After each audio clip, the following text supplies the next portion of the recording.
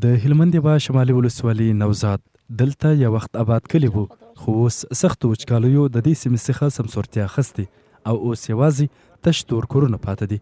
د دې ولسوالۍ اوسیدونکي وایي دوی مخکې په همدې ولسوالۍ کې د میوو ښه باغونه لرل خو اوس یوازې سپیره دیوالونه ورته پاته دي. دلته د میشتو هیوادوالو یوه هیله د فرهاد بند تړل دي.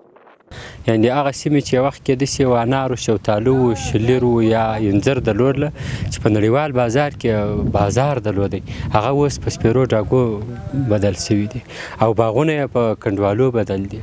ښه سرسبزه کلی و مګر اوس د وچکالۍ له امله داسې تش تور ولاړ دی چې حتی د ورځې هم انسان پکې بیریږي.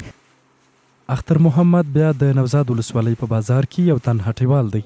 اختر محمد وایي مخکې یې کاروبار ښه و خو وچکالۍ یې پر کاروبار باندې اغېز کړی. د هیله لري چې بیا یې کاروبار ښه سي.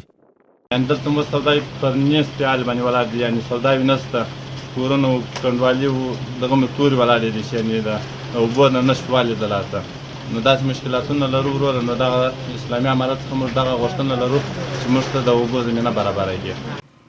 پر همدې مهال د فرهاد د بند تړلو په تړاو د هلمند سیمه او د هیواد مرکزی مسؤلین وایي اسلامي امارات د بندونو د تړلو په لړ کې د فرهاد بند تړل هم په پلان کې لري.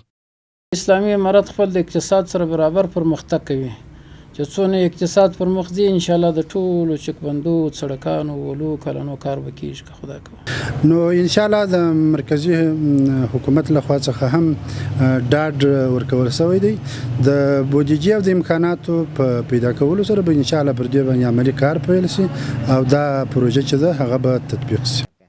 ویلای سو چې تیرو څو کلونو وچکالیو د هلمند شمالي ولسوالۍ سختې زیانمنې کړې دي چې ډیری اوسیدونکي د خپلو سیمو پرېښودو ته اړ سوي دي.